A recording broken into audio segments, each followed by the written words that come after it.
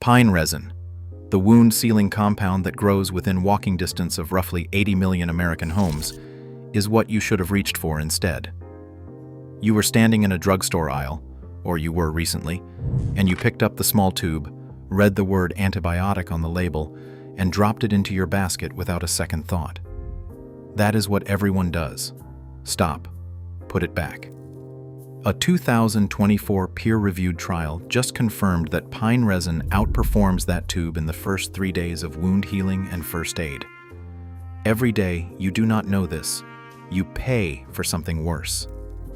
There is one specific application method practiced by a narrow group of Appalachian and Native healers that almost nobody outside those communities has ever come across. That method is coming.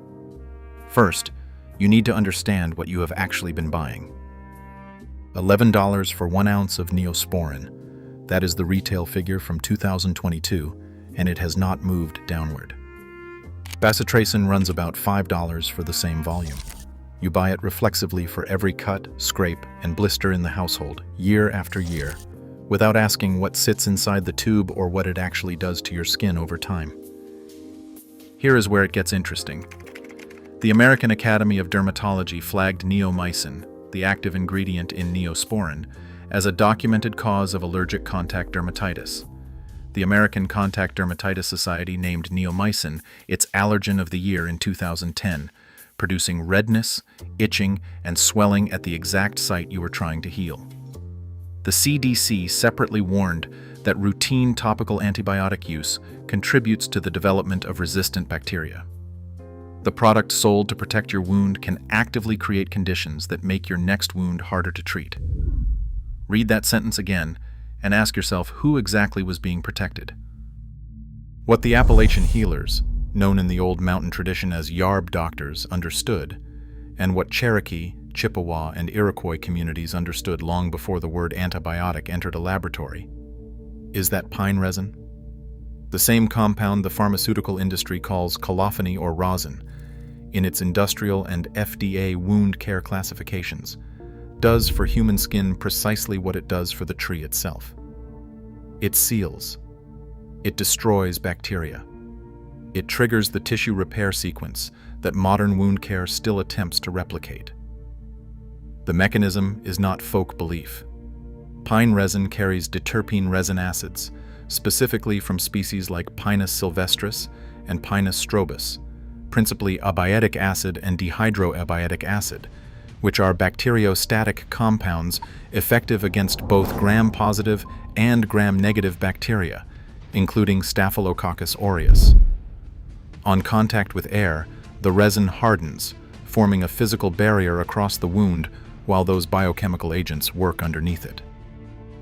The tree evolved this exact system to defend itself from the same pathogens that threaten you. Here is where the story gets uncomfortable. Neosporin reached American consumer shelves in 1952, and through the late 1950s and into the 1960s, the post-war pharmaceutical manufacturing expansion drove petroleum-based antibiotic ointments into every pharmacy, every first aid kit, and eventually every elementary school nurse's office across the country. The Yarb healers of Appalachia held no press conference. They had no trade body, no lobbying arm, no distribution network. They had knowledge, and knowledge without distribution disappears from view within 2 generations. No government body issued a formal prohibition. The displacement was market-driven, which is what makes it harder to see clearly. The effect, though, was identical to a ban, because within 2 generations, an effective and free remedy became culturally invisible. Now, if you are thinking this only applies to someone with 40 acres of pine forest and a working farmstead, stay with me, because this next part is specifically for you. 3 things. Pine resin, harvested free from any living conifer, including Pinus strobus or Pinus sylvestris, by scoring the bark lightly and collecting what seeps over several days. Olive oil or coconut oil, available at any grocery store for $6 to $10. Beeswax, stocked at Tractor Supply and most farm supply retailers for $12 to $18 per pound block, as of 2025 pricing. Total ingredient cost per batch runs under $5 once the resin is in hand. Use a double boiler only. Pine resin is flammable and must never approach a direct flame. Heat the resin to liquid, strain it through a fine sieve to clear out bark debris, combine it with your oil over the double boiler, then work in a small quantity of beeswax until the salve reaches a firm, spreadable consistency.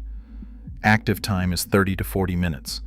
No permits, no contractors, no equipment beyond a kitchen scale and a glass jar. The validation behind this process runs deeper than oral tradition.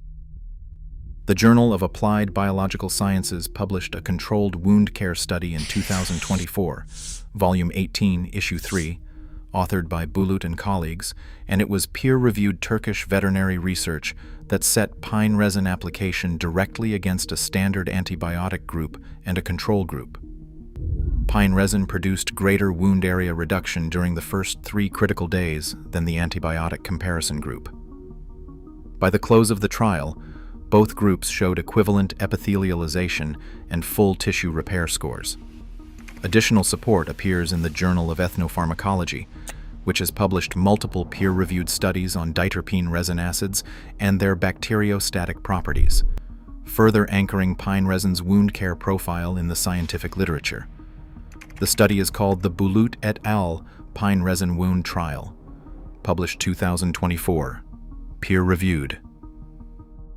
Now, here is the honesty. Pine resin salve is not a sterile pharmaceutical product, and that distinction matters.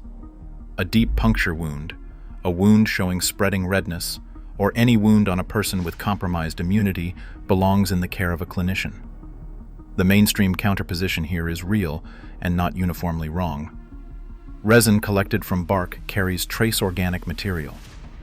Some individuals carry sensitivity to abiotic acid compounds, the same sensitivity flagged in FDA wound care and occupational health guidelines under the colophony allergen classification, which means a patch test on intact skin before first use is the responsible step, not an optional one.